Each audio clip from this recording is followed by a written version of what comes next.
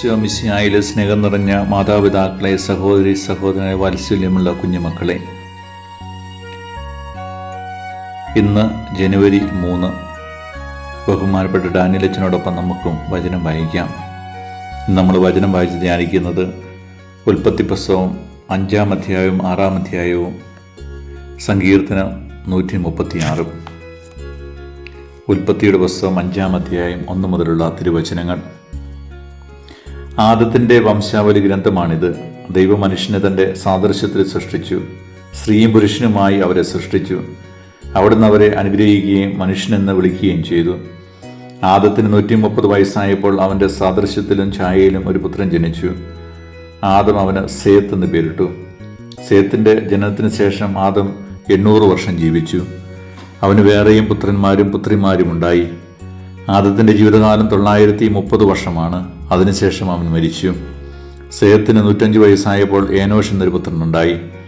ഏനോഷിൻ്റെ ജനനത്തിന് ശേഷം സേത്ത് 807 വർഷം ജീവിച്ചു.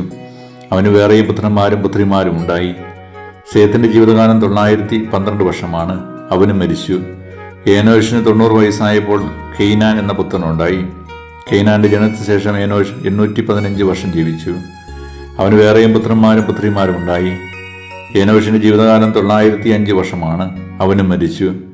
കെയ്നാന് 70 വയസ്സായപ്പോൾ മഹലേലൻ എന്നൊരു മകനുണ്ടായി. മഹലേലിൻ്റെ ജനനത്തിന് ശേഷം കെയ്നാൻ 840 വർഷം ജീവിച്ചു.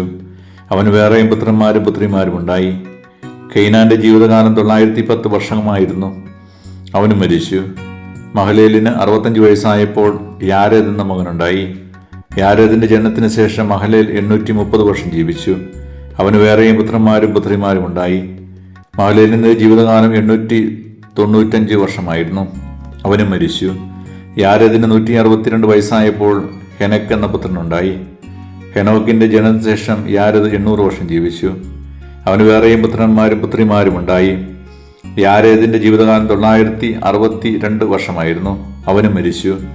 ഹെനോക്കിന് 65 വയസ്സായപ്പോൾ മെത്തുശലേഹ് എന്ന മകനുണ്ടായി. മെത്തുശലേഹിൻ്റെ ജനനത്തിന് ശേഷം ഹെനോക്ക് 300 വർഷം കൂടി ദൈവത്തിന് പ്രിയപ്പെട്ടവനായി ജീവിച്ചു. അവന് വേറെയും പുത്രന്മാരും പുത്രിമാരും ഉണ്ടായി. ഹെനോക്കിൻ്റെ ജീവിതകാലം 365 വർഷമായിരുന്നു.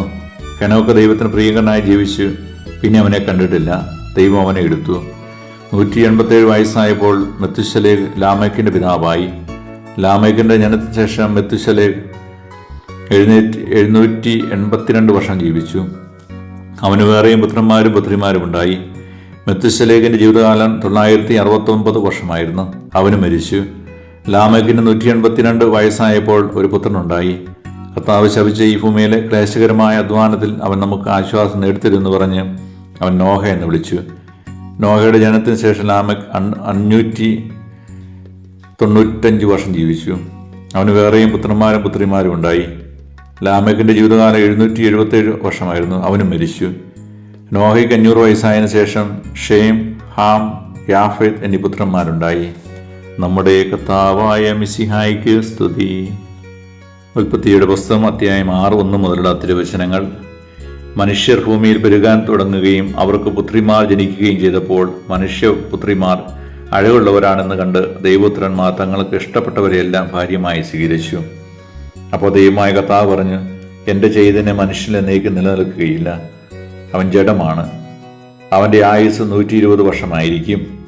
ദൈവപുത്രന്മാർ മനുഷ്യപുത്രിമാരുമായി ചേരുകയും അവർക്ക് മക്കളുണ്ടാവുകയും ചെയ്തിരുന്ന കാലത്തും പിന്നീടും ഭൂമിയിൽ അധികായന്മാർ ഉണ്ടായിരുന്നു. അവരാണ് പുരാതന കാലത്തെ പ്രസിദ്ധി ആർജിച്ച പ്രബലന്മാർ.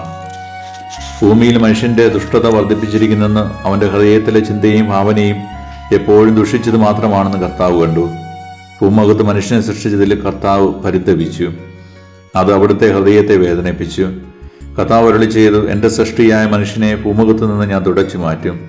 മനുഷ്യനെയും മൃഗങ്ങളെയും ഇഴജന്തുക്കളെയും ആകാശത്തിലെ പറവുകളെയും ഞാൻ നാമാവശേഷമാക്കും. അവയെ സൃഷ്ടിച്ചത് ഞാൻ ദുഃഖിക്കുന്നു. ഞാൻ നോഹ കർത്താവിൻ്റെ പ്രീതിക്ക് പാത്രമായി. ഇതാണ് നോഹയുടെ വംശാവലി. നോഹ നീതിമാനായിരുന്നു. ആ തലമുറയിലെ കറയേറ്റ മനുഷ്യൻ. അവൻ ദൈവത്തിൻ്റെ മാർഗത്തിൽ നടന്നു. നോഹയ്ക്ക് 3 പുത്രന്മാരുണ്ടായി: ഷേം, ഹാം, യാഫേത്ത്. ദൈവത്തിൻ്റെ ദൃഷ്ടിയിൽ ഭൂമിയാകെ ദുഷിതയായി തീർന്നു. എങ്ങും അക്രമം നടമാടി. ഭൂമി ദുഷിച്ചു പോയെന്ന് ദൈവം കണ്ടു. ലോകത്തിൽ മനുഷ്യരെല്ലാം ദുർമാർഗികളായി. ദൈവം നോഹയോട് അരുളി ചെയ്തു, ജീവജാലങ്ങളെല്ലാം നശിപ്പിക്കാൻ ഞാൻ നിശ്ചയിച്ചിരിക്കുന്നു. അവർ മൂലം ലോകം അധർമ്മം കൊണ്ട് നിറഞ്ഞിരിക്കുന്നു. ഭൂമിയോടുകൂടി അവരെ ഞാൻ നശിപ്പിക്കും. ഗോഫേർ മരം കൊണ്ട് നീ ഒരു പെട്ടകമുണ്ടാക്കുക, അതിൽ മുറികൾ തിരിക്കുക, അതിൻ്റെ അകത്തും പുറത്തും കീല് തേക്കണം. ഇങ്ങനെയാണ് അത് ഉണ്ടാക്കേണ്ടത്. 300 മുഴം നീളം, 50 മുഴം വീതി, 30 മുഴം ഉയരം. മേൽക്കൂരയിൽ നിന്ന് 1 മുഴം താഴെ പെട്ടകത്തിനൊരു ജനലും വശത്തൊരു വാതിലും വയ്ക്കണം. താഴെയും മേലെയും നടുവിലുമായി 3 തട്ടായി വേണം പെട്ടകമുണ്ടാക്കാൻ. ഭൂതലത്തിലെല്ലാം ഞാനൊരു ജലപ്രളയം വരുത്താൻ പോകുന്നു. ആകാശത്തിന് കീഴെ ജീവശ്വാസമുള്ള എല്ലാ ജഡവും ഞാൻ നശിപ്പിക്കും. ഭൂമുഖത്തുള്ളതെല്ലാം നശിപ്പിക്കും. എന്നാൽ നീയുമായി ഞാൻ എൻ്റെ ഉടമ്പടി ഉറപ്പിക്കും. നീ പെട്ടകത്തിൽ കയറണം, നിന്റെ കൂടെ നിന്റെ ഭാര്യയും പുത്രന്മാരും അവരുടെ ഭാര്യമാരും.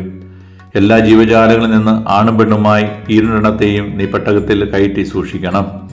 എല്ലാ ഇന പക്ഷികളും മൃഗങ്ങളും ഇഴജന്തുക്കളും സംരക്ഷിക്കപ്പെടേണ്ടതിന് 2 നിന്റെ കൂടെ വരട്ടെ. നിനക്കും അവയ്ക്കും ആഹാരത്തിന് വേണ്ടി എല്ലാത്തരം ഭക്ഷണവും ശേഖരിച്ചു വയ്ക്കണം. ദൈവം കൽപ്പിച്ചതുപോലെ തന്നെ നോഹ പ്രവർത്തിച്ചു. നമ്മുടെ കർത്താവായ മിശിഹായിക്ക് സ്തുതി. സങ്കീർത്തനം 136 1 മുതലുള്ള തിരുവചനങ്ങൾ. കർത്താവിന് നന്ദി പറയുവിൻ, അവിടുന്ന് നല്ലവനാണ്, അവിടുത്തെ കാരുണ്യം അനന്തമാണ്. ദേവന്മാരുടെ ദൈവത്തിന് നന്ദി പറയുവിൻ, അവിടുത്തെ കാരുണ്യം അനന്തമാണ്. നാഥന്മാരുടെ നാഥന് നന്ദി പറയുവിൻ, അവിടുത്തെ കാരുണ്യം അനന്തമാണ്. അവിടുന്ന് മാത്രമാണ് അത്ഭുതങ്ങൾ പ്രവർത്തിക്കാൻ കഴിയുന്നത്. അവിടുത്തെ കാരുണ്യം അനന്തമാണ്. ജ്ഞാനം കൊണ്ട് അവിടുന്ന് ആകാശത്തെ സൃഷ്ടിച്ചു, അവിടുത്തെ കാരുണ്യം അനന്തമാണ്. അവിടുന്ന് സമുദ്രത്തിന്മേൽ ഭൂമിയെ വിരിച്ചു, അവിടുത്തെ കാരുണ്യം അനന്തമാണ്. അവിടുന്ന് മഹാദീപങ്ങളെ സൃഷ്ടിച്ചു, അവിടുത്തെ കാരുണ്യം അനന്തമാണ്. പകലിനെ ഭരിക്കാൻ അവിടുന്ന് സൂര്യനെ സൃഷ്ടിച്ചു, അവിടുത്തെ കാരുണ്യം അനന്തമാണ്. രാത്രിയെ ഭരിക്കാൻ ചന്ദ്രനെയും നക്ഷത്രങ്ങളെയും സൃഷ്ടിച്ചു, അവിടുത്തെ കാരുണ്യം അനന്തമാണ്. ഈജിപ്തിലെ ആദിജാതരെ അവിടുന്ന് സംഹരിച്ചു, അവിടുത്തെ കാരുണ്യം അനന്തമാണ്. അവിടുന്ന് അവരുടെ ഇടയിൽ നിന്ന് ഇസ്രായേലിനെ മോചിപ്പിച്ചു, അവിടുത്തെ കാരുണ്യം അനന്തമാണ്. കരുത്തിട്ട് കരുത്താലും നീട്ടിയ ഭുജത്താലും അവിടുന്ന് അവരെ മോചിപ്പിച്ചു, അവിടുത്തെ കാരുണ്യം അനന്തമാണ്. അവിടുന്ന് ചെങ്കടലിനെ 2 വിഭജിച്ചു, അവിടുത്തെ കാരുണ്യം അനന്തമാണ്. അതിൻ്റെ നടുവിലൂടെ അവിടുന്ന് ഇസ്രായേലിനെ നടത്തി, അവിടുത്തെ കാരുണ്യം അനന്തമാണ്. ഫറവോയെയും അവൻ്റെ സൈന്യത്തെയും അവിടുന്ന് ചെങ്കടലിൽ ആഴ്ത്തി, അവിടുത്തെ കാരുണ്യം അനന്തമാണ്. തൻ്റെ ജനത്തെ അവിടുന്ന് മരുഭൂമിയിലൂടെ നയിച്ചു, അവിടുത്തെ കാരുണ്യം അനന്തമാണ്. മഹാരാജാക്കന്മാരെ അവിടുന്ന് സംഹരിച്ചു, അവിടുത്തെ കാരുണ്യം അനന്തമാണ്. കീർത്തിവിറ്റ രാജാക്കന്മാരെ അവിടുന്ന് നിഗ്രഹിച്ചു, അവിടുത്തെ കാരുണ്യം അനന്തമാണ്. അമോരി രാജാവായ സിഹോനെ അവിടുന്ന് വധിച്ചു, അവിടുത്തെ കാരുണ്യം അനന്തമാണ്. ബാഷാൻ രാജാവായ ഓഗിനെ അവിടുന്ന് സംഹരിച്ചു, അവിടുത്തെ കാരുണ്യം അനന്തമാണ്. അവിടുന്ന് അവരുടെ നാട് അവകാശമായി നൽകി, അവിടുത്തെ കാരുണ്യം അനന്തമാണ്. അവിടുന്ന് തൻ്റെ ദാസനായ ഇസ്രായേലിന് അത് അവകാശമായി നൽകി, അവിടുത്തെ കാരുണ്യം അനന്തമാണ്. നമ്മുടെ ദുഃസ്ഥിതിയിൽ അവിടുന്ന് നമ്മെ ഓർത്തു, അവിടുത്തെ കാരുണ്യം അനന്തമാണ്. അവിടുന്ന് നമ്മെ ശത്രുക്കളിൽ നിന്ന് രക്ഷിച്ചു, അവിടുത്തെ കാരുണ്യം അനന്തമാണ്. അവിടുന്ന് എല്ലാ ജീവികൾക്കും ആഹാരം കൊടുക്കുന്നു, അവിടുത്തെ കാരുണ്യം അനന്തമാണ്. സ്വർഗസ്ഥനായ ദൈവത്തിന് നന്ദി പറയുവിൻ, അവിടുത്തെ കാരുണ്യം അനന്തമാണ്. നമ്മുടെ കർത്താവായ മിശിഹായിക്ക് സ്തുതി.